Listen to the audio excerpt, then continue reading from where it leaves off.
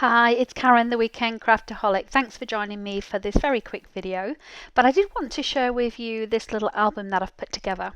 Now, if you follow my little journal, Ebba, on Instagram or YouTube, you will know that she's created these prompts, which could be used for any month.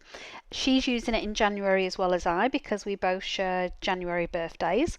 And there's 31 prompts, so naturally we needed to choose a month that's got 31 days in my opinion anyway. I was inspired to do this particular prompt because she does talk about journaling ourselves. You know, we often journal our children, our family, our friends, that Christmas, that kind of thing. But this particular prompt is all about ourselves. So I thought this was a great little project to do. But what I wanted to share with you today is just how quick and easy you can make it, because in the past I have gone into prompts and never finished them, or they take forever to do and I've been too overwhelmed and then it feels like a chore. But this particular prompt, I thought, okay, I am going to make this work for me. I am going to do this over one weekend.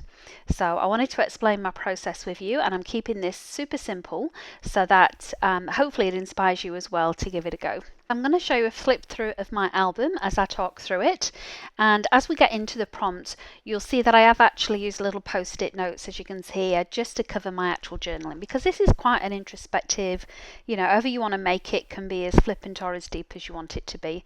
So I've made it quite personal to me, which is why I've hidden quite a lot of the journaling. So let's start by talking about the album itself.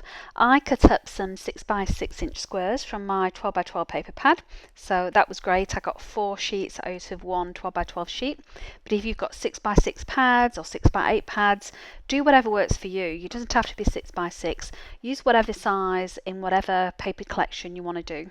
I'm obviously a big fan of stash busting. This collection, I've got heaps of it. It is focused around travel, so I've not had a chance to use it, so I did want to make it work for this and then actually start using this collection.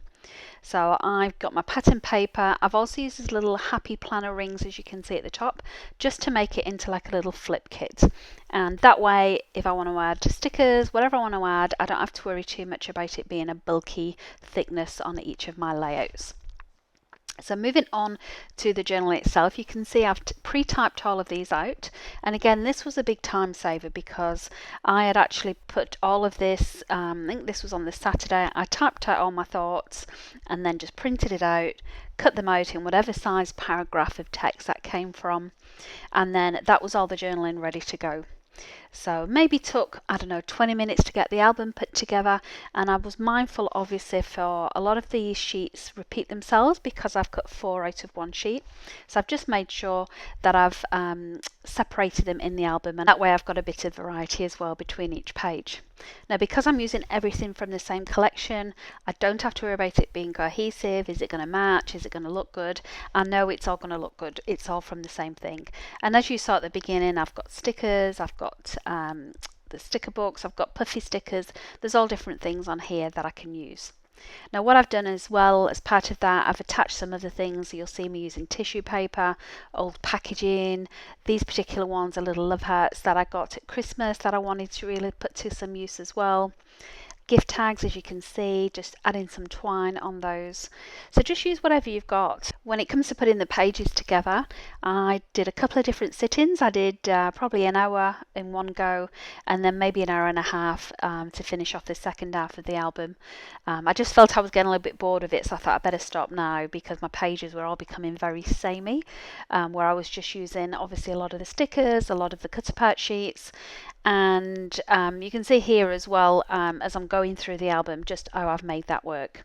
So I've also used lots of scrap pieces of paper as well, as you can see here, just back in some of those journaling text boxes, and definitely using all of those manufacturer strips that I collected as well.